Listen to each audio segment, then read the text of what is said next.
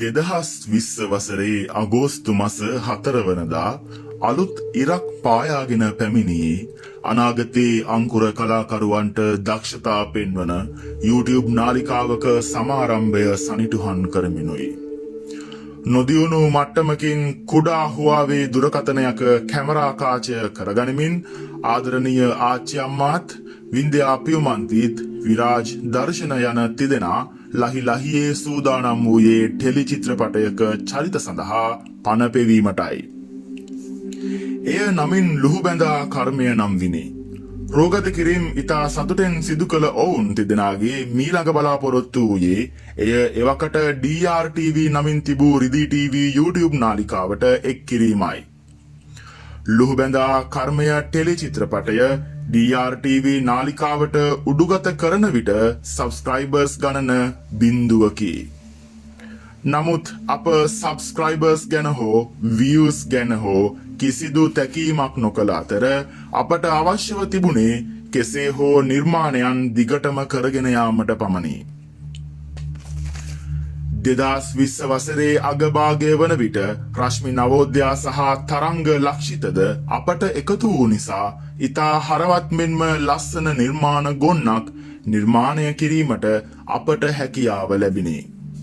අවම පහසුකම් මධ්‍යයේ වුවද අප එම සියලු අභියෝග මැඩලමින් ටිකෙන් ටික 2021 වසර වන විට සැලකිය යුතු ප්‍රමාණයේ නිර්මාණයන් සිදු කොට තිබිණි. සුදුසේල 12 හෝරාව ටෙලි චිත්‍රපට නේත්‍රා වැනි නිර්මාණයන් අප කළ නිර්මාණ වෑයම් අතර කැපී පෙනේ. සබ්ස්ක්‍රයිබර්ස් 200ට පැමිණි කාලයේ නේත්‍රා නමින් හින්දි ආభాෂයෙන් නිම වූ කොටස් 52ක් පුරා විකාශය වූ ටෙලි නාට්‍ය වැඩියෙන්ම කැපී පෙනුණි. රශ්මි නවෝදයා නේත්‍රා ලෙසද විරාජ් දර්ශන සීය තාත්තා ලෙසද තරංග ලක්ෂිත ජැකී සහ අභිමාන් යන ද්විත්ව චරිතයන් ලෙසද වින්ද්‍යා පියුමන්ති අමා ලෙසද යශ්මික ඉඳුරංග දෙනෙත් ලෙසද නේත්‍රා හැඩ කරන්නට විය. කොටස් 52ක් පුරාවට සබ්ස්ක්‍රයිබර්ස් ගණන ගැන හෝ views ගැන හෝ අපට කිසිදු තැකීමක් නොතිබූ අතර අපට අවශ්‍යව තිබුණු එකම දේ වූයේ නිර්මාණකරණයයි. බොහෝ අභියෝග මැද නේත්‍රා එසේ අවසන් වීමෙන් අනතුරුව ප්‍රාණ ඉන්ටර්නෙට් සීසන් 2 අප සිදු කරන ලදී. හෂිනි දිල්හාරිද ඒවාට රංගනයෙන් දායක වන්නට විනි. 2020 සිට 2023 දක්වා වසර 3ක් අප නාලිකාව ඉතා පහළ මට්ටමේ සිට ගොඩනංවාගෙන ආයෙමු. 2023 මුලදී අප සතුව සිටි සියලු සමාජිකාවන් ඉවත්ව ගිය පසුව ආච්චි අම්මාත් විරාජ් පමණක් ඉතිරි විය. එවිට අප සතුව සබ්ස්ක්‍රයිබර්ස්ලා 300ක් පමණ සිටින ලදී. නාලිකාව පහළටම ඇද වැටිනි. නමුත් ආච්චි අම්මාත් විරාජ් දර්ශනත් පමණක් එකතු වී මාස 7ක් පමණ කාලයක් 12 නම් අදෘශ්‍යමාන බලවේග සම්බන්ධ නාට්‍යයක් සිදු කරන ලදී. චරිත සඳහා සමාජිකයින් නොමැති වූ තැන්වලදී Snapchat භාවිතා කරමින් විරාජ් දර්ශන විසින් ප්‍රයෝග භාවිතා කළ මුහුණු භාවිතා කර චරිත සියල්ල ඔහු විසින්ම රඟ දක්වන ලදී. 2023 දෙසැම්බර් DRTV රිදී TV ලෙස වෙනස් මුහුණුවරකින් ආරම්භ කොට පෝස්ට් එකක් නිර්මාණය කර රංගනයට ශිල්පීන්ට ඇරයුම් කරන ලදී. නවතම සමාජිකයින් සමග 2024 ජනවාරි ඉන්ටර්නෙට් සීසන් 3 ආරම්භය අතර ප්‍රථම දිනයේ සිටම බොහෝ අභියෝග මැද අප ඉදිරියට පැමිණියෙමු.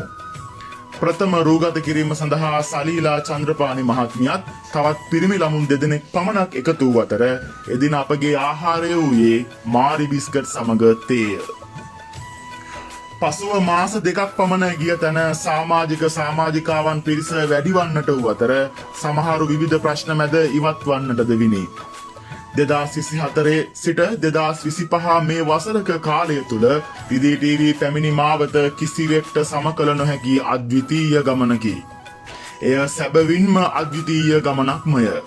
නමුත් පාවඩ මතින් නොව අප්‍රමාණ ගැරහීම් පැසසුම් මධ්‍යයේ නොපසුබට උත්සාහයෙන් අප අද වෙන විට මාතලේ ප්‍රදේශයේ ලංකාවේ ප්‍රධාන රංගන YouTube නාලිකාවක් වී හමාරය.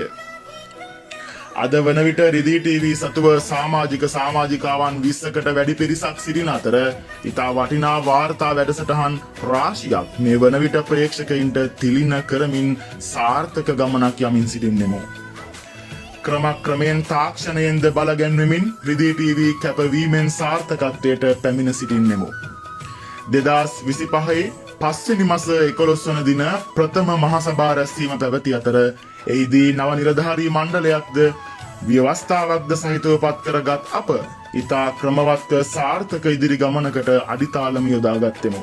මේ දිනවල විකාශය වන දඩයම වාර්තා වැඩසටහන සෑම බදාදාවකම රාත්‍රී 8ට විකාශය වන්නේ ප්‍රේක්ෂකයින්ගේ නොබද ප්‍රශංසාවට ලක්වමිනි. ප්‍රථම වතාවට කැමරාවක් ඉදිරියට පැමිණෙන බොහෝ සමාජිකයින්ට රංගන පාසලක් බවටද අද වන විට රිදී ටීවී පත්ව හමාරය. එය අප ඔබට සිහිපත් කරන්නේද ඉතා සතුටිනි. අධ්‍යක්ෂක විරාජ් දර්ශන ඔවුන්ගේ රංගනය වැඩි දියුණු කිරීමට පුහුණුවීම් ලබා දෙමින් ඔවුන් දිරිගන්වමින් ඔවුන්ගේ දක්ෂතා ලොවට විවර කිරීමට බොහෝ කැපවීමෙන් කටයුතු කරමින්ද සිටින්නේය. ප්‍රේක්ෂක ඔබට අප සිහිපත් කරන්නේ දිගටම රිදී ටීවී සමග රැඳෙමින් හරවත් යථාර්ථවාදී නිර්මාණ ගොන්නක ආස්වාදය විඳගන්නා ලෙසයි. රිදී ටීවී කැපවීමෙන් සාර්ථකත්වයට